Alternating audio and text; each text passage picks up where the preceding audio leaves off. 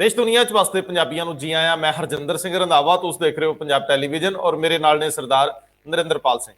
सरदार साहब, श्रोमणी गुरुद्वारा प्रबंधक कमेटी ਦੀਆਂ आम ਚੋਣਾਂ ने दे तीजे दस्तक और डगा पंजाब विधान सभा का भी लग गया जी।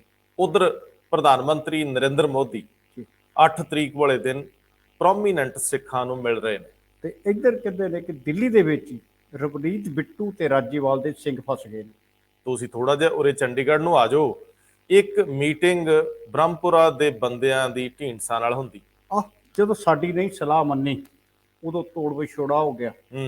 ਤੇ ਹੁਣ ਜਦੋਂ ਸਾਡੀ ਵੀ ਕੁਛ ਨਹੀਂ ਰਹੀ ਤੇ ਫਿਰ ਜੋੜ ਕਰ ਲਓ। ਤੁਸੀਂ ਕਿਹਦੀ ਪ੍ਰਤੀਨਿਧਤਾ ਕਰ ਰਹੇ ਹੋ ਇਹ ਵੀ ਅੱਗੇ ਜਾ ਕੇ ਰਿਵੀਲ ਕਰਾਂਗੇ। ਬਿਲਕੁਲ। ਲੇਕਿਨ ਸਰਦਾਰ ਸਾਹਿਬ, ਸਵਾਲ ਤਾਂ ਇਹ ਆ ਕਿ ਜਦੋਂ ਤੁਸੀਂ ਇੱਕ ਧਿਰ ਤੋਂ ਬਾਹਰ ਆਏ ਹੋ ਕਿ ਉਹ ਸਿਧਾਂਤ ਹੀ ਨਹੀਂ ਹੋਗੀ। ਬਿਲਕੁਲ। ਲੇਕਿਨ ਘੱਟੋ ਘੱਟ ਤੁਸੀਂ ਇਕੱਠੇ ਕੁੱਠੇ ਹੋਣ ਤੋਂ ਪਹਿਲਾਂ ਸਿਧਾਂਤ ਦੇ ਦੱਸੋ ਕਿ ਜੇ ਬਾਦਲ ਕੇ ਗਲਤ ਹੋ ਗਏ ਤੁਸੀਂ ਕਿਹੜਾ ਰਾਹ ਚੁਣਨਾ ਸੀ। ਬਿਲਕੁਲ। ਏਜੰਡੇ ਤੋਂ ਰਹਿਤ ਭਾਵੇਂ ਵੰਗੇ ਹੋ ਜਾਓ, ਇਕੱਠੇ ਹੋ ਜਾਓ, ਟੇਢੇ ਹੋ ਜਾਓ, ਗੱਲ ਉੱਥੇ ਹੀ ਖੜੀ ਹੈ ਜਿੱਥੇ ਪਹਿਲਾਂ ਸੀ। ਤੇ ਜੇ ਇਹਦੇ ਨਾਲ ਸੰਬੰਧਿਤ ਥੋੜਾ ਜਿਹਾ ਅੱਗੇ ਜਾਓਗੇ ਤੇ ਪਾਰਟੀਆਂ ਦੀ ਟੁੱਟ ਭੱਜ ਜਿਹੜੀ ਆ, ਜਿਵੇਂ ਆਮ ਆਦਮੀ ਪਾਰਟੀ ਨੇ ਕੁਝ ਬੰਦੇ ਸ਼ਾਮਲ ਕੀਤੇ ਆ, ਇੱਕ ਕਿਰਤੀ ਅਕਾਲੀ ਦਲ ਬਣ ਗਏ। ਬਿਲਕੁਲ। ਇਹਦਾ ਮਤਲਬ ਹੈ ਕਿ ਸਿਆਸੀ ਸਰਗਰਮੀ ਤੇ ਚੁਣਾਵੀ ਹਲਚਲ ਤੇਜ਼ ਹੈ। ਬਿਲਕੁਲ। ਕੁਝ ਦਿਨਾਂ 'ਚ ਕਾਫੀ ਕੁਝ ਮਤਲਬ ਸੱਤਾ ਦੀ ਤਲਾਸ਼ ਜਿਹੜੀ ਜਾਰੀ ਹੈ। ਬਿਲਕੁਲ ਦੋਸਤੋ, ਕਿੰਨੇ ਸਾਰੇ ਨੁਕਤੇ ਇਕੱਠੇ ਹੋ ਗਏ। ਸ਼੍ਰੋਮਣੀ ਗੁਰਦੁਆਰਾ ਪ੍ਰਬੰਧਕ ਕਮੇਟੀ ਦੀਆਂ ਚੋਣਾਂ ਬਾਰੇ ਅਮੂਮਨ ਸਿੱਖਾਂ 'ਚ ਧਾਰਨਾ ਹੈ ਕਿ ਇਹ ਕਦੇ ਵੀ ਸਮੇਂ ਸਿਰ ਨਹੀਂ ਹੁੰਦੀ। ਕੇਂਦਰੀ ਔਰ ਪ੍ਰਦੇਸ਼ਿਕ ਸ਼ਾਸਕਾਂ ਦੇ ਉੱਤੇ ਗਿਲਾ ਰਹਿੰਦਾ ਕਿ ਬਾਕੀ ਸਾਰੀਆਂ ਚੋਣਾਂ ਆਪਣੇ ਤੈਅ ਸਮੇਂ ਤੇ ਹੋ ਜਾਂਦੀਆਂ, ਸ਼੍ਰੋਮਣੀ ਕਮੇਟੀ ਦੀ ਚੋਣ ਲਟਕਦੀ ਰਹਿ ਜਾਂਦੀ ਆ। ਇਹ ਸੱਤਾ 'ਚ ਬੈਠੀਆਂ ਧਿਰਾਂ ਨੂੰ ਜਦੋਂ ਵਾਰਾ ਖਾਂਦੀ ਉਦੋਂ ਕਰਾਈ ਜਾਂਦੀ। ਲੇਕਿਨ ਇੰਨੀ ਦਿਨੀ ਇੱਕ ਹਲਚਲ ਤੁਰੀ ਆ ਜਿਹਦੇ ਵਿੱਚ ਸ਼੍ਰੋਮਣੀ ਕਮੇਟੀ ਦੀ ਆਮ ਚੋਣ ਨੂੰ ਲੈ ਕੇ ਸਰਗਰਮੀ ਸਿਖਰ ਤੇ। ਬਿਲਕੁਲ। ਬੀਤੇ ਦਿਨਾਂ ਦੇ ਵਿੱਚ ਇੱਕ ਅਹਿਮ ਮੀਟਿੰਗ ਮੁੱਖ ਮੰਤਰੀ ਨਾਲ ਜਿਹੜੇ ਨਵੇਂ ਗੁਰਦੁਆਰਾ ਇਲੈਕਸ਼ਨ ਕਮਿਸ਼ਨਰ ਲਾਏ ਉਹਨਾਂ ਦੀ ਹੁੰਦੀ ਹੈ, ਉਹਦੀ ਔਰ ਇੱਕ ਹੋਰ ਵੱਡੇ ਅਕਾਲੀ ਆਗੂ ਜਿਨ੍ਹਾਂ ਦੀ ਅਕਾਲੀ ਸਫਾਂ ਦੇ ਵਿੱਚ ਹਮੇਸ਼ਾ ਗੱਲ ਤੁਰਦੀ ਰਹੀ, ਉਹ ਜਿੱਥੇ ਵੀ ਹੋਏ। ਇਹ ਮੀਟਿੰਗ ਤੋਂ ਬਾਅਦ ਇੱਕ ਡਿਸਾਈਡ ਕੀਤਾ ਗਿਆ ਸੀ ਟੈਂਟੇਟਿਵ ਡੇਟ ਜਾਂ ਮਹੀਨਾ ਕਿ ਕਦੋਂ ਤੱਕ ਇਹ ਕਰਾ ਲੀਆਂ ਜਾਣ। ਬਿਲਕੁਲ। ਜਦੋਂ ਦੀ ਜਸਟਿਸ ਸਾਰੋਂ ਦੀ ਨਿਯੁਕਤੀ ਹੋਈ ਹੈ ਉਸ ਤੋਂ ਬਾਅਦ ਲਗਾਤਾਰ ਇਹ ਕਨਸੋਆਂ ਸੀ, ਕਦੇ ਉਹ ਅਹੁਦਾ ਸੰਭਾਲ ਰਹੇ ਆ, ਨਹੀਂ ਸੰਭਾਲ ਰਹੇ, ਦਫ਼ਤਰ ਬਣ ਰਿਹਾ, ਰੈਨੋਵੇਸ਼ਨ ਹੋ ਰਹੀ ਹੈ। ਕਈ ਸਿੱਖੇ ਵੀ ਕਹਿੰਦੇ ਸੀ ਕਿ ਰੈਨੋਵੇਸ਼ਨ ਦੀ ਐਡੀ ਕੀ ਜ਼ਰੂਰਤ ਆ ਜਦੋਂ ਸਾਰੀਆਂ ਅਦਾਲਤਾਂ ਘਰ ਤੋਂ ਕੰਮ ਕਰ ਰਹੀਆਂ, ਅਦਾਲਤੀ ਪ੍ਰਕਿਰਿਆ ਨਹੀਂ ਸੀ। ਲੇਕਿਨ ਹੁਣ ਇਹ ਕਨਸੋ ਹੈ ਕਿ ਲਗਭਗ ਨਵੰਬਰ ਮਹੀਨੇ ਦੇ ਵਿੱਚ SCPC ਦੀ ਆਮ ਚੋਣ ਕਰਵਾਉਣ ਲਈ ਸਹਿਮਤੀ ਬਣ ਚੁੱਕੀ ਆ। ਡੇਟ ਟੈਂਟੇਟਿਵ 25 ਦੇ ਆਸ-ਪਾਸ ਹੋਣ ਦੀ, ਜੇਕਰ ਕੋਈ ਅੱਗੇ ਪਿੱਛੇ ਹੋ ਸਕਦੀ ਹੈ, ਸੰਵਿਧਾਨਕ ਪੰਗਾ ਨਾ ਹੋਵੇ। ਹੁਣ ਇਹ ਇੱਕ ਬਹੁਤ ਵੱਡਾ ਸਵਾਲ ਆ ਕਿ ਪੰਥਕ ਸਭਾ 'ਚ, ਸਿੱਖ ਹਲਕਿਆਂ 'ਚ ਤੇ ਪੰਜਾਬ ਦੀ ਰਾਜਨੀਤੀ 'ਚ ਇਹ ਗੱਲ ਮਸ਼ਹੂਰ ਆ ਕਿ ਜਿਹਦੇ ਕੋਲ ਸ਼੍ਰੋਮਣੀ ਕਮੇਟੀ, ਉਹਦੇ ਕੋਲ ਅਕਾਲੀ ਸਭਾ, ਉਹਦੇ ਕੋਲ ਪੰਥਕ ਰਾਜਨੀਤੀ। ਹੁਣ ਇਹ ਵੇਖਿਆ ਜਾ ਰਿਹਾ ਹੋਊਗਾ ਕਿ ਆਖਰ ਜਿਹੜੇ ਬਾਦਲ ਕੇ ਹੁਣ ਸ਼੍ਰੋਮਣੀ ਕਮੇਟੀ ਦਾ ਪ੍ਰਬੰਧ ਚਲਾ ਰਹੇ ਆ, ਇਹਨਾਂ ਦੀ ਸਥਿਤੀ ਚੋਣ ਦੇ ਮੌਕੇ ਕਿਹੋ ਜੀ ਹੋਊਗੀ। ਕੀ ਕਿਤੇ ਇਸ ਚੋਣ ਦੇ ਵਿੱਚੋਂ ਬਾਦਲ ਕਿਆਂ ਨੂੰ ਬੈਨੀਫਿਟ ਮਿਲਦਾ ਹੋਇਆ ਤਾਂ ਡੈਫੀਨੇਟਲੀ ਅੱਗੇ ਵਿਧਾਨ ਸਭਾ ਚੋਣ 'ਚ ਵੀ ਫਾਇਦਾ ਮਿਲੂਗਾ।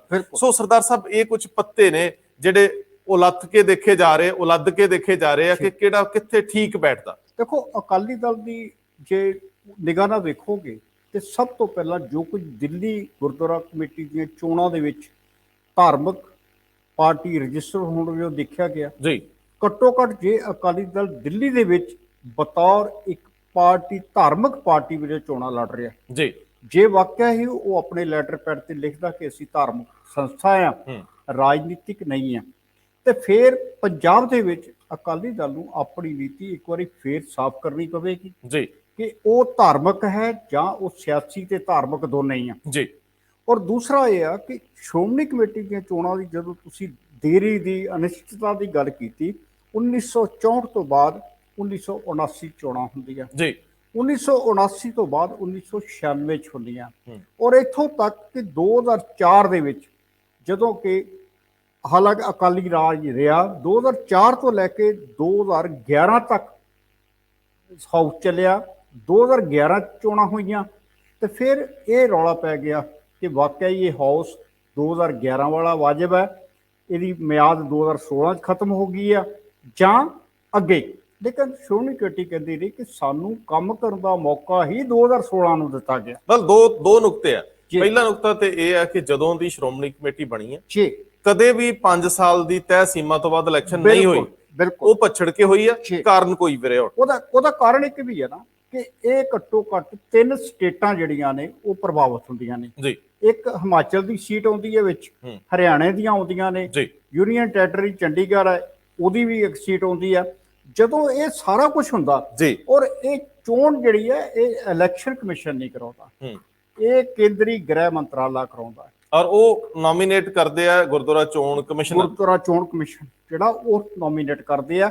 ਲੇਕਿਨ ਜਿਹੜਾ ਖਰਚਾ ਆ, ਕਿਉਂਕਿ ਪੰਜਾਬ ਸੂਬਾ ਜਿਹੜਾ ਇੱਕ ਵੱਡਾ ਸੂਬਾ ਆ ਔਰ ਸ਼੍ਰੋਮਣੀ ਕਮੇਟੀ ਪੰਜਾਬ ਦੇ ਵਿੱਚ ਹੈ, ਇਸ ਕਰਕੇ ਸਾਰਾ ਜਿਹੜਾ ਖਰਚਾ ਦੂ ਵਗੈਰਾ ਉਹ ਇਸ ਪੰਜਾਬ ਸਰਕਾਰ ਦੇ, ਮਤਲਬ ਸਾਰੇ ਪ੍ਰਬੰਧ ਪੰਜਾਬ ਗਵਰਨਮੈਂਟ ਪੰਜਾਬ ਸਰਕਾਰ ਦੇ ਮੰਨੇ ਜਾਂਦੇ। ਇਹਦੇ ਦੋ ਪਹਿਲੂ ਹੁਣ, ਇੱਕ ਪਹਿਲੂ ਤਾਂ ਇਹ ਹੈ ਕਿ ਸਮੇਂ ਸਿਰ ਚੋਣ ਕਦੇ ਨਹੀਂ ਹੋਈ, ਬਿਲਕੁਲ ਪਛੜ ਕੇ ਹੋਈ, ਜਿਹਨੂੰ ਜਿੱਦਾਂ ਵਾਰਾ ਖਾਂਦਾ ਰਿਹਾ ਉਦਾਂ ਅੱਗੇ, ਬਿਲਕੁਲ ਕਦੇ ਕੋਰਟ ਦਾ ਆਸਰਾ ਤੇ ਕਦੇ ਸਰਕਾਰ ਆਪ ਅਦਾਲਤਾਂ ਦੇ ਆਸਰੇ ਲਏ ਗਏ ਨੇ। ਲੇਕਿਨ ਦੂਜਾ ਪਹਿਲੂ ਕਿ ਜਦੋਂ ਮਾਨਯੋਗ ਸੁਪਰੀਮ ਕੋਰਟ ਦੇ ਵਿੱਚ ਇਹ ਕੇਸ ਸੀ ਕਿ ਸਹਿਜਧਾਰੀ ਸਿੱਖ ਵੋਟ ਪਾ ਸਕਣ ਜਾਂ ਨਾ ਪਾ ਸਕਣ, ਉਹ ਇੰਨਾ ਲਟਕਿਆ ਰਿਹਾ ਮਸਲਾ ਕਿ 2011 ਚ ਹੋਈ ਚੋਣ ਤੋਂ ਬਾਅਦ ਉਹ ਚੋਣ ਇੱਕ ਤਰ੍ਹਾਂ ਨਾਲ ਸਟੇ ਹੋ ਗਈ। 5 ਸਾਲ ਲਟਕਦਾ ਰਿਹਾ। 2016 ਦੇ ਵਿੱਚ ਫੈਸਲਾ ਹੋਇਆ ਜੀ, 16 ਚ ਹੀ ਹੋਇਆ ਜੀ। 16 ਦੇ ਵਿੱਚ ਜਿਹੜੇ ਇਹ ਮੈਂਬਰ ਸੀ ਜਿਹੜੇ ਕਹਿ ਰਹੇ ਸੀ ਕਿ ਸਾਨੂੰ ਮੌਕਾ 11 ਤੋਂ 5 ਸਾਲ ਨਹੀਂ ਮਿਲਿਆ, ਸਾਡੀ ਟਨਿਓਰ ਜਿਹੜੀ ਆ ਸਮਾਂ ਸ਼ੁਰੂ ਹੁੰਦਾ 2016 ਚ।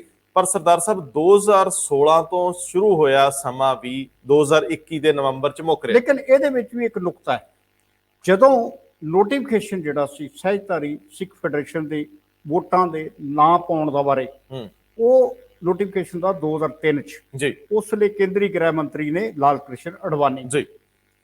ਜਦੋਂ ਨੋਟੀਫਿਕੇਸ਼ਨ ਹੋ ਗਿਆ, ਸਹਿਜਧਾਰੀ ਸਿੱਖ ਫੈਡਰੇਸ਼ਨ ਜਿਹੜੀ ਪਰਮਜੀਤ ਸਿੰਘ ਰਾਣੂ ਦੀ ਅਗਵਾਈ ਵਾਲੀ ਹੈ ਉਹ ਅਦਾਲਤ ਚਲੇ ਗਈ।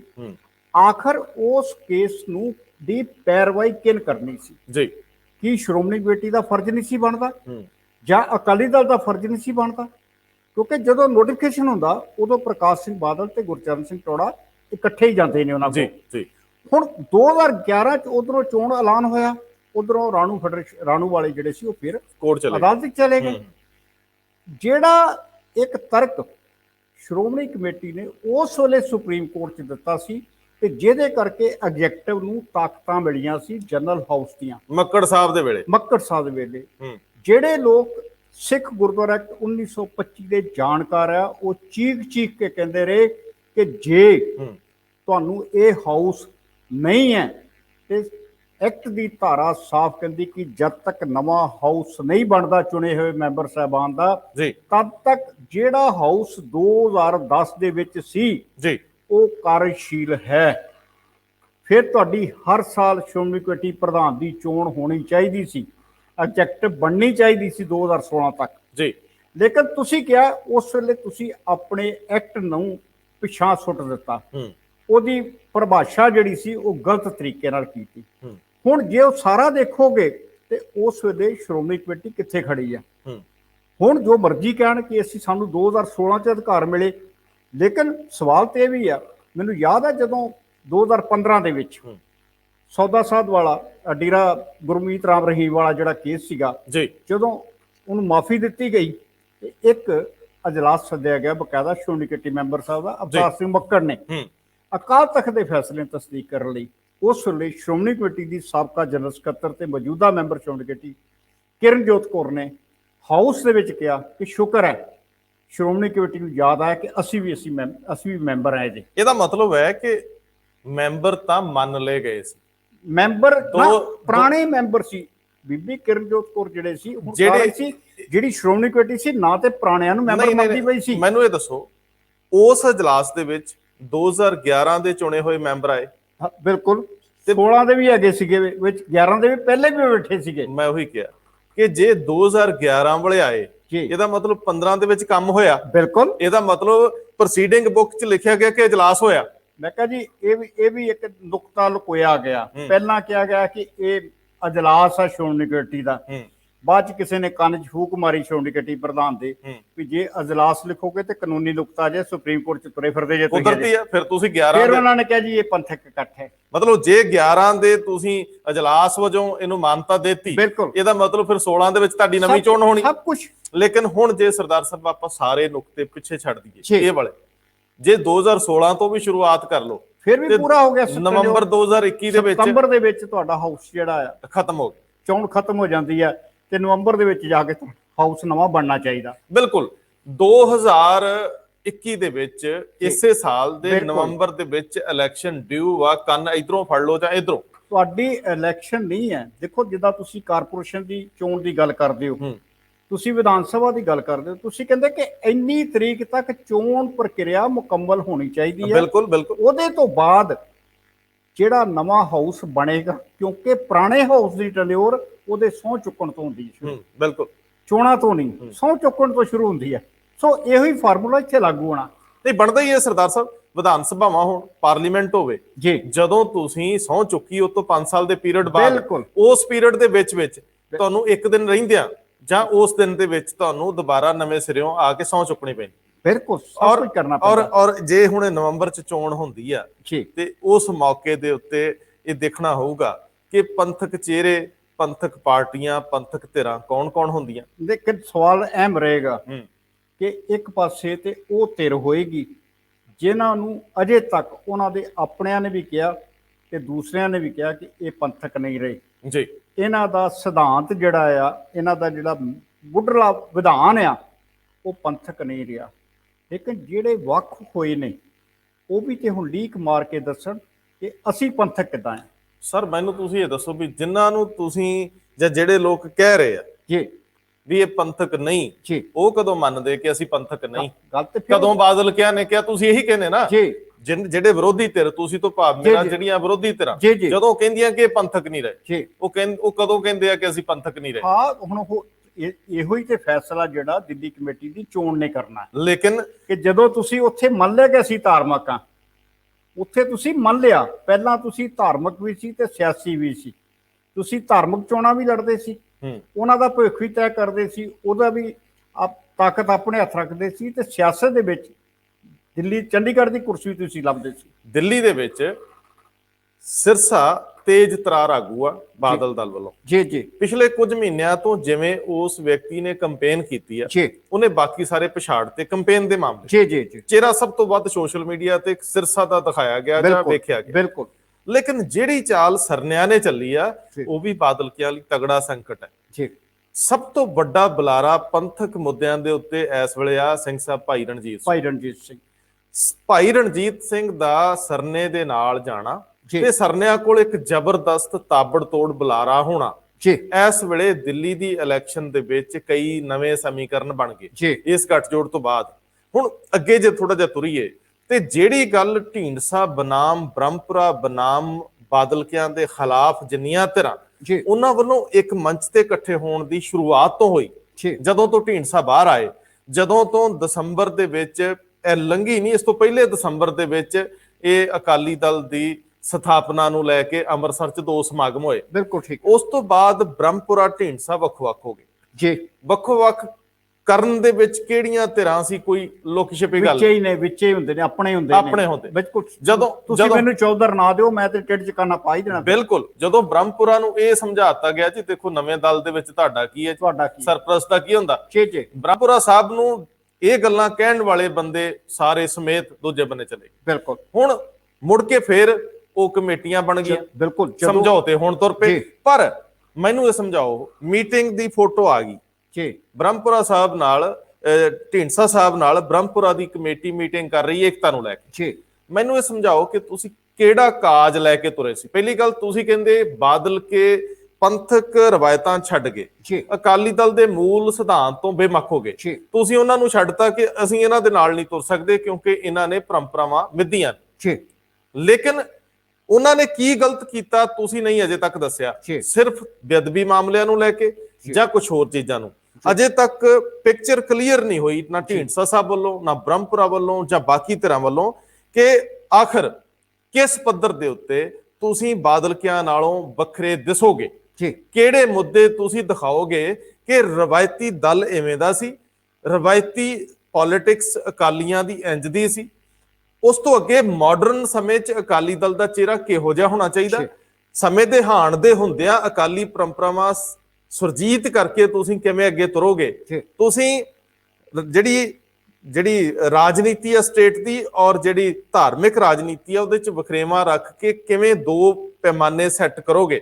ਤੁਸੀਂ ਏਜੰਡਾ ਦਿੱਤੇ ਬਿਨਾ ਸਿਰਫ ਬਾਦਲਕਿਆਂ ਦਾ ਵਿਰੋਧ ਕਰਕੇ ਅੱਗੇ ਨਹੀਂ ਵਧ ਸਕਦੇ। 2 ਸਾਲ ਦੇ ਵਿੱਚ ਤੁਸੀਂ ਫੈਸਲਾ ਨਹੀਂ ਕਰ ਸਕੇ ਕਿ ਤੁਸੀਂ ਖੁਦ ਕਿਹਨਾਂ ਲੀਹਾਂ ਤੇ ਤੁਰਨਾ। ਸਰਦਾਰ ਸਾਹਿਬ, ਇੱਕ ਸਵਾਲ ਬਹੁਤ ਅਹਿਮ ਆ ਕਿ ਤੁਸੀਂ, ਸਭ ਤੋਂ ਵੱਡਾ ਸਵਾਲ ਆ ਕਿ ਤੁਸੀਂ 2 ਬੰਦੇ 5 ਬੰਦੇ 15 ਬੰਦੇ 50 ਬੰਦੇ ਵੀ ਇਕੱਠੇ ਹੋ ਜਾਓ, ਜੇ ਏਜੰਡਾ ਸਿਰਫ ਜਿਹੜਾ ਪਾਵਰ 'ਚ ਤਗੜਾ ਉਹਨੂੰ ਭੰਡਣ ਤੱਕ ਆ, ਲੋਕ ਤੁਹਾਨੂੰ ਬਹੁਤ ਸਵੀਕਾਰ ਨਹੀਂ ਕਰਨਗੇ। ਜਿੰਨਾ ਚਿਰ ਤੁਸੀਂ ਸਿਰੇ ਦਾ ਏਜੰਡਾ ਪੇਸ਼ ਨਹੀਂ ਕਰੋਗੇ, ਲੋਕਾਂ ਨੂੰ ਜੋ ਚਾਹੀਦਾ ਨਹੀਂ ਦਿਓਗੇ, ਜਿਹੜੇ ਗਲਤ ਆ ਉਹਨਾਂ ਨਾਲੋਂ ਵਧੀਆ ਨੀਤੀਆਂ ਨਹੀਂ ਦਿਓਗੇ, ਲੋਕ ਤੁਹਾਡੇ ਨਾਲ ਕਿਉਂ ਤੁਰਨਗੇ? ਜਦ ਤੱਕ ਤੁਸੀਂ ਆਪਣੀ ਲਕੀਰ ਵੱਡੀ ਨਹੀਂ ਕਰਦੇ, ਤੁਸੀਂ ਅਜੇ ਤੱਕ ਕੋਈ ਵਿਧਾਨ ਇਸ ਸਮਾਜ ਦੇ ਸਾਹਮਣੇ ਨਹੀਂ ਰੱਖਿਆ। ਤੁਹਾਡੀ ਧਾਰਮਿਕ ਨੀਤੀ ਕੀ ਆ?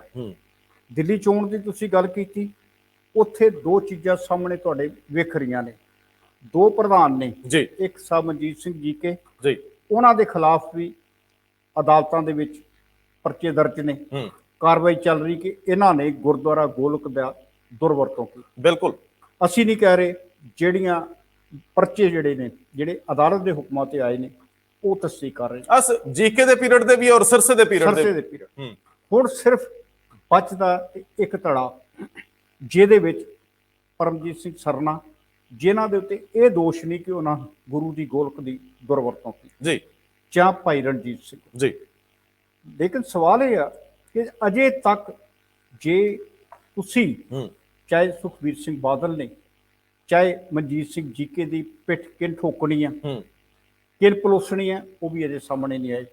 ਲੇਕਿਨ ਘੱਟੋ ਘੱਟ ਸੁਖਦੇਵ ਸਿੰਘ ਢੀਂਡਸਾ ਵੀ ਅਜੇ ਤੱਕ ਦਿੱਲੀ ਦੇ ਵਿੱਚ ਨਜ਼ਰ ਨਹੀਂ ਆਏ ਕਿ ਵਾਕਿਆ ਹੀ ਉਹ ਉਸ ਸਾਫ਼ ਸੁਥਰੀ ਧਿਰ ਦੇ ਨਾਲ ਖਲੋ ਰਹੇ ਨੇ ਜਾਂ ਨਹੀਂ। ਪਹਿਲੀ ਗੱਲ ਤਾਂ ਇਹ ਸੀਗੀ ਕਿ ਜਦੋਂ ਤੁਸੀਂ ਮੰਨ ਲਓ, ਪਹਿਲੀ ਗੱਲ ਜਿੱਤੇ ਮੈਂ ਆਉਣਾ ਕਿ ਦਿੱਲੀ ਦੇ ਵਿੱਚ ਵੀ ਜੇ ਤੁਸੀਂ ਉਸ ਧਿਰ ਦੇ ਖਿਲਾਫ ਮੁਹਾਜ ਤੇ ਜਾਣਾ ਹੈ, ਜਿਹੜੀ ਧਿਰ ਨੂੰ ਤੁਸੀਂ ਸਮਝਦੇ ਹੋ ਕਿ ਉਹ ਅਕਾਲੀ ਪਰੰਪਰਾਵਾਂ ਦੇ ਖਿਲਾਫ ਆ, ਫਿਰ ਤੁਸੀਂ ਆਪਣਾ ਪਿਕਚਰ ਸਪਸ਼ਟ ਦਿਖਾ ਕੇ ਤੁਰਦੇ ਬਿਲਕੁਲ ਕਿ ਇਹਦੇ ਵਿੱਚ ਇਸ ਤਰ੍ਹਾਂ ਦੇ ਬੰਦੇ ਹੋਣਗੇ, ਇਸ ਤਰ੍ਹਾਂ ਦੇ ਨਹੀਂ ਹੋਣਗੇ। ਅਜੇ ਤੱਕ ਕੁਛ ਨਹੀਂ, ਕਿਸੇ ਨੇ ਕੁਛ ਸਾਫ਼ ਨਹੀਂ ਕੀਤਾ। ਸਿਰਫ ਇਹੋ ਹੀ ਖਬਰਾਂ ਆ ਰਹੀਆਂ ਨੇ ਕਿ ਇਸ ਪਾਰਟੀ ਨੇ ਇੰਨੇ ਉਮੀਦਵਾਰ ਐਲਾਨ ਦਿੱਤੇ, ਉਮੀਦਵਾਰ ਜਿਹੜੇ ਨੇ ਇਹ ਆਪਣਾ ਨਾਮਜ਼ਦਗੀ ਪੱਤਰ ਦਾਖਲ ਕਰ ਰਹੇ ਨੇ, ਇਹੋ ਹੀ ਖਬਰਾਂ। ਪਰ ਇੱਕ ਸਰਦਾਰ ਸਾਹਿਬ ਅੱਛੀ ਗੱਲ ਜਿਹੜੀ ਮੈਨੂੰ ਲੱਗਦੀ ਉਹ ਇਹ ਹੈ ਕਿ ਸ਼ਾਇਦ ਇਸ ਵਾਰੀ ਦਿੱਲੀ ਦੀ ਸਿਆਸਤ, ਗੁਰਦੁਆਰਾ ਸਿਆਸਤ ਦੇ ਵਿੱਚੋਂ ਪੰਜਾਬ ਮਾਈਨਸ ਹੈ।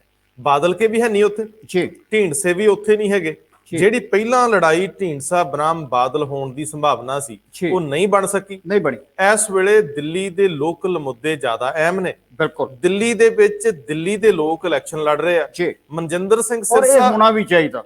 ਇਹ ਹੋਣਾ ਚਾਹੀਦਾ। ਦੇਖੋ, ਸਿਧਾਂਤਕ ਤੌਰ ਤੇ ਚਾਹੇ ਮਨਜੀਤ ਸਿੰਘ ਜੀਕੇ ਆ, ਚਾਹੇ ਮਨਜਿੰਦਰ ਸਿੰਘ ਸਿਰਸਾ ਆ, ਚਾਹੇ ਪਰਮਜੀਤ ਸਿੰਘ ਸਰਨਾ ਆ, ਇਹ ਧਿਰਾਂ ਸਿਧਾਂਤਕ ਤੌਰ ਤੇ ਅਕਾਲ ਤਖਤ ਸਾਹਿਬ ਦੀ ਰਹਿਨੁਮਾਈ ਹੇਠ ਚੱਲਦੀਆਂ ਨਜ਼ਰ ਆਉਣੀਆਂ ਚਾਹੀਦੀਆਂ ਸਿਧਾਂਤਕ ਤੌਰ ਤੇ।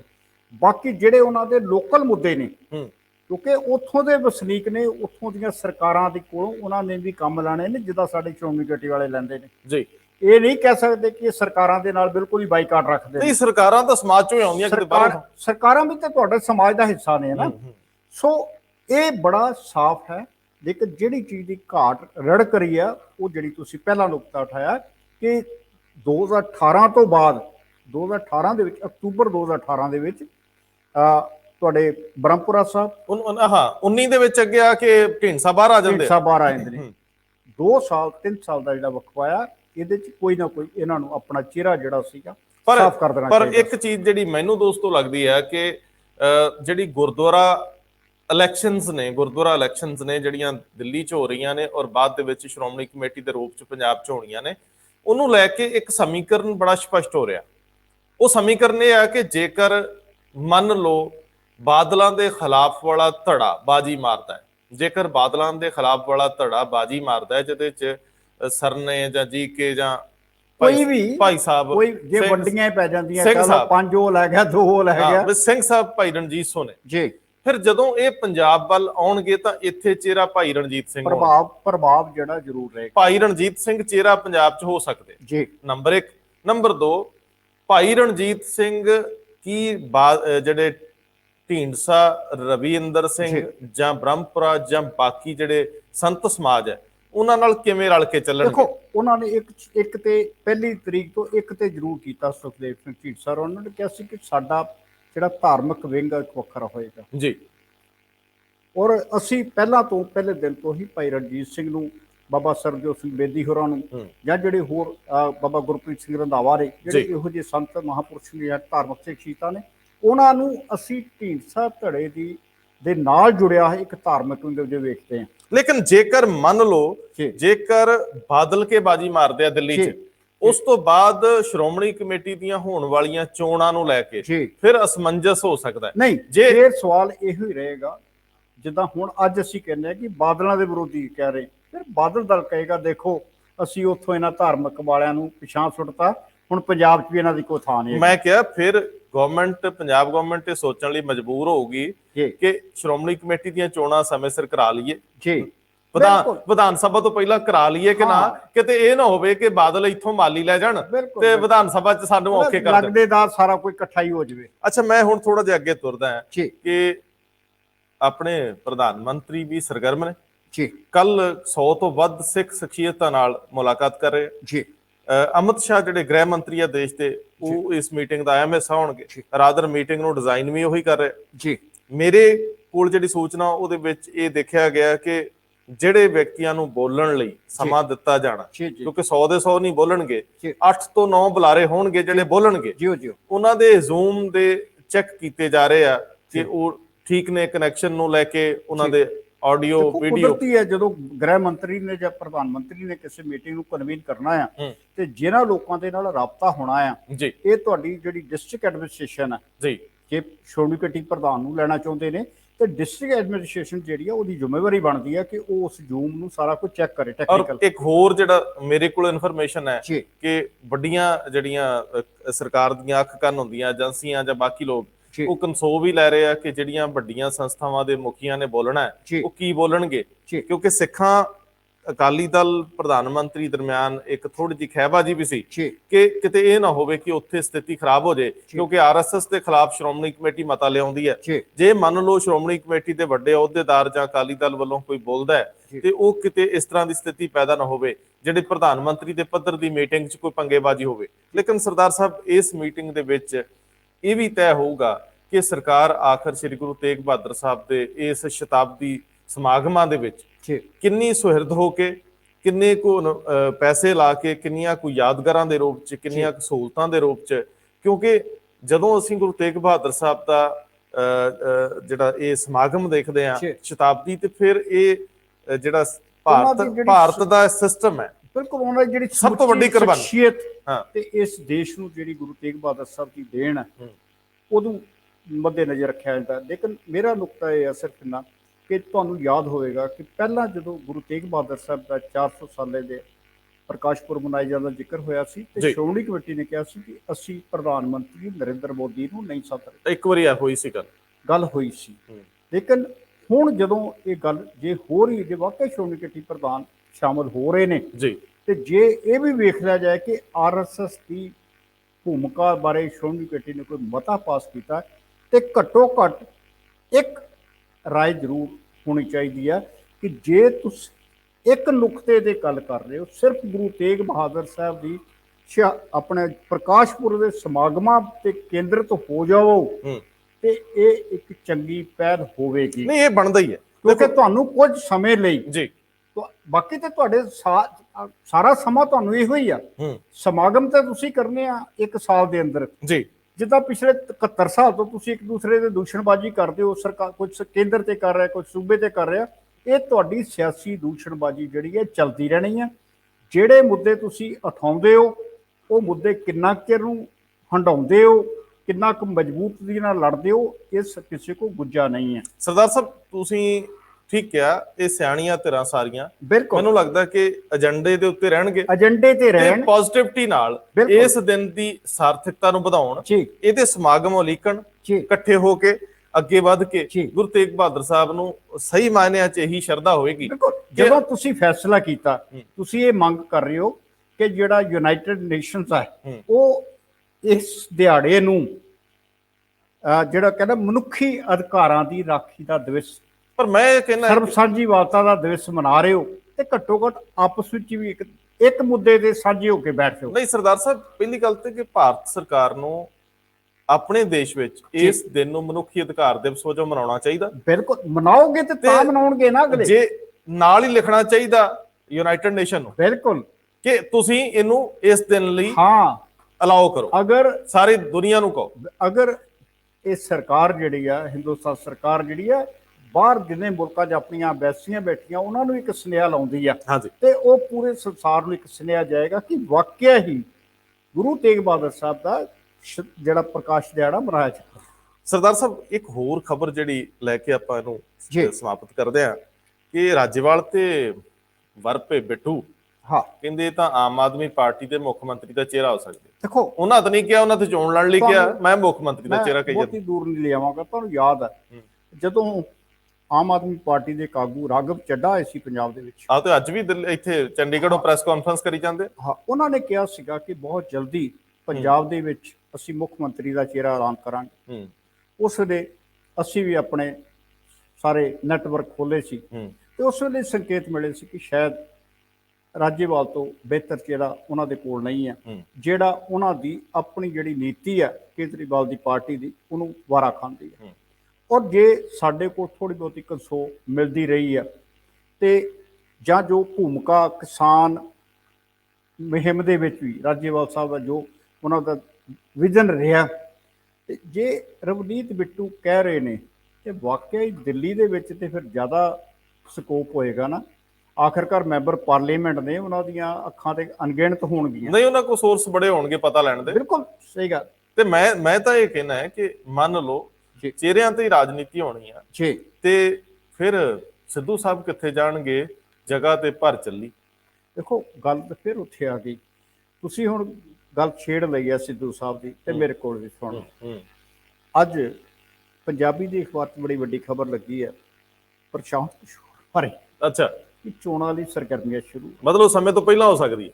ਨਹੀਂ, ਉਹ ਕਹਿੰਦੇ ਚੋਣਾਂ ਦੀ ਸਰਗਰਮੀ ਉਹ ਆਪਣਾ ਸ਼ੁਰੂ ਕਰ ਰਹੇ, ਜਿਹੜਾ ਨੈਟਵਰਕ ਉਹਨਾਂ ਨੂੰ ਮਿਲਿਆ, ਬਈ 7-8 ਮਹੀਨੇ ਤਾਂ ਜਿਹੜਾ ਲੱਗਣੇ ਰੁਤਬਾ ਮਿਲਿਆ, ਉਹਦੇ 'ਚ ਇੱਕ ਲਾਈਨ ਹੈ ਕਿ 2017 ਦੇ ਵਿੱਚ ਵੀ ਜਦੋਂ ਨਵਜੋਤ ਸਿੰਘ ਸਿੱਧੂ ਕਾਂਗਰਸ ਸ਼ਾਮਲ ਹੋਏ ਸੀ, ਅੱਛਾ, ਉਹਦੇ ਵਿੱਚ ਵੀ ਪ੍ਰਸ਼ਾਂਤ ਕਿਸ਼ੋਰ ਦੀ ਬੜੀ ਅਹਿਮ ਭੂਮਿਕਾ ਸੀ। ਅੱਛਾ, ਤੇ ਜਦੋਂ ਪੁਰਾਣੇ ਰਿਸ਼ਤੇ ਆ, ਜੇ ਉਹਨਾਂ ਦੀ ਮਿਠਾਸ ਬਣੀ ਹੋਵੇ ਤੇ ਉਹ ਮਿਠਾਸ ਕਈ ਵਾਰੀ ਕੰਮ ਆ ਜਾਂਦੀ ਹੈ। ਤੇ ਅਖਬਾਰ ਦੀ ਖਬਰ ਸੰਕੇਤ ਦਿੰਦੀ ਕਿ ਆਉਣ ਵਾਲੇ ਦਿਨਾਂ 'ਚ ਹੋ ਸਕਦਾ ਖੁਸ਼ਖਬਰੀ ਮਿਲ ਜਾਵੇ ਕਿ ਸਿੱਧੂ ਸਾਹਿਬ ਉਸੇ ਤਨਖਾਹ ਤੇ ਕੰਮ ਕਰਨਗੇ। ਮੈਂ ਕਿਹਾ ਬਣਦਾ ਵੀ ਹੈ ਨਾ ਵੀ ਜਦੋਂ ਅਗਲੇ ਬੰਨੇ ਅਸਾਮੀ ਖਾਲੀ ਨਹੀਂ ਹੋਊ, ਬਿਲਕੁਲ, ਫਿਰ ਬੰਦਾ ਕਹਿੰਦਾ ਜਿੱਥੇ ਕੰਮ ਕਰਦੇ ਕਰੀ ਚਲੋ। ਬਿਲਕੁਲ ਬਿਲਕੁਲ। ਸੋ ਇਹ ਤਾਂ ਸੀਗੀਆਂ ਕੁਝ ਖਬਰਾਂ ਜਿਹਦੇ ਵਿੱਚ ਸਿਆਸੀ ਦਿਲਚਸਪੀਆਂ ਜੇ ਹੋਰ ਬੜੀਆਂ, ਬਟ ਸੈਗਮੈਂਟ ਲੰਬਾ ਹੋ ਜਾਂਦਾ, ਤੁਸੀਂ ਫਿਰ ਗਿਲਾ ਕਰਦੇ ਹੋ। ਸੱਚਮੁੱਚ ਕਿਸੇ ਕੋਲ ਇੰਨੀ ਫੁਰਸਤ ਨਹੀਂ ਹੁੰਦੀ ਕਿ ਉਹ ਘੰਟਾ ਬਹਿ ਕੇ ਸੁਣੇ, ਲੇਕਿਨ ਸੱਚ ਇਹ ਆ ਕਿ ਅੰਦਰ ਦੀ ਕੰਸੋ ਪੰਜਾਬ ਸਰਕਾਰ ਦੇ ਵਿੱਚੋਂ ਇਹ ਵੀ ਆ ਕਿ ਅਗਲੇ ਇਲੈਕਸ਼ਨ ਮੁਹਿੰਮ, ਇਲੈਕਸ਼ਨ ਮੋਡ ਤੇ ਆ ਗਏ ਆ, ਚਲਾਉਣ ਨੂੰ ਤਿਆਰ ਨੇ। ਆਉਣ ਵਾਲਾ ਸਮਾਂ ਜਿਹੜਾ ਉਹ ਚੋਣਾਂ ਦਾ ਸਮਾਂ ਹੋਏਗਾ। ਸਿਆਸਤਦਾਨ ਜਿਹਨੂੰ ਪੰਜਾਬੀ 'ਚ ਕਹਿੰਦੇ ਲੰਗੋਟੇ ਕੱਸ ਰਹੇ ਨੇ, ਤੇ ਵੋਟਰਾਂ ਨੂੰ ਵੀ ਤਿਆਰੀ ਕਰ ਲੈਣੀ ਚਾਹੀਦੀ ਹੈ। ਵੈਸੇ ਵੀ ਕੈਪਟਨ ਸਾਹਿਬ ਨੇ ਪੰਜਾਬੀਆਂ ਨੂੰ 30 ਅਪ੍ਰੈਲ ਤੱਕ ਛੁੱਟੀ ਤੇ ਭੇਜਤਾ, ਸਕੂਲ ਬੰਦ ਹੈ, ਰੈਲੀਆਂ ਬੰਦ ਨੇ, ਸਾਰੇ ਕਹਿੰਦੇ ਮਜੇ ਨਾਲ ਬਹਿ ਕੇ ਆਪਣੇ ਹੱਥਾਂ 'ਚ ਲਿਆ ਫੋਨ, ਟੀਵੀ ਸਕਰੀਨ ਬਣਾਓ ਤੇ ਵੇਖੋ। ਉਹ ਕਹਿੰਦੇ ਨੇ ਕਿ ਅਸੀਂ 30 ਅਪ੍ਰੈਲ ਤੱਕ ਆਪਣੇ ਘਰ ਬੈਠ ਕੇ ਤਿਆਰੀਆਂ ਕਰਨੀਆਂ ਨੇ, ਤੁਸੀਂ ਵੀ 30 ਅਪ੍ਰੈਲ ਤੱਕ ਆਪਣੇ ਆਪ ਨੂੰ ਮਾਨਸਿਕ ਤੌਰ ਤੇ ਤਿਆਰ ਕਰੋ ਜੀ, ਕਿ ਕਰੋਨਾ ਤੋਂ ਬਾਅਦ ਇੱਕ ਮੁਹਾਜ਼ ਹੋਰ ਤੁਹਾਡੇ ਸਾਹਮਣੇ ਆਏਗਾ। ਚਲੋ ਖੈਰ, ਕੁਝ ਬਹਿਸਾਂ ਤੇ ਕੁਝ ਗੱਲਾਂ ਬਾਤਾਂ ਤੁਹਾਡੇ ਲਈ ਛੱਡਦੇ ਆ ਕਿ ਸ਼੍ਰੋਮਣੀ ਕਮੇਟੀ ਦੀ ਚੋਣ ਨੂੰ ਲੈ ਕੇ ਟੁੱਟ ਭੱਜ ਹੋ ਰਹੀ ਪਾਰਟੀਆਂ 'ਚ, ਉਹਨੂੰ ਲੈ ਕੇ, ਪਾਰਟੀਆਂ ਨੂੰ ਮਿਲ ਰਹੇ ਚਿਹਰਿਆਂ ਨੂੰ ਲੈ ਕੇ ਕੁਝ ਚੀਜ਼ਾਂ ਤੁਸੀਂ ਵੀ ਕੱਢੋ, ਜਿੱਥੇ ਜਿੱਥੇ ਵੀ ਤੁਹਾਡਾ ਨੁਕਤਾ ਨਿਗਾਹ ਜਾਂਦਾ, ਤੁਹਾਡੀ ਸਮਝ ਜਾਂਦੀ ਹੈ। ਤੇ ਥੱਲੇ ਜਦੋਂ ਵੀ ਤੁਸੀਂ ਵੇਖਦੇ ਹੋ 2 ਅੱਖਰ ਲਿਖ ਦਿਆ ਕਰੋ, ਸਾਨੂੰ ਵੀ ਕੁਝ ਤੁਹਾਡੀ ਸਮਝ ਦਾ ਜਿਹੜਾ ਉਹ ਫਾਇਦਾ ਮਿਲੇ। ਬਹੁਤ ਮਿਹਰਬਾਨੀ, ਬਹੁਤ ਧੰਨਵਾਦ।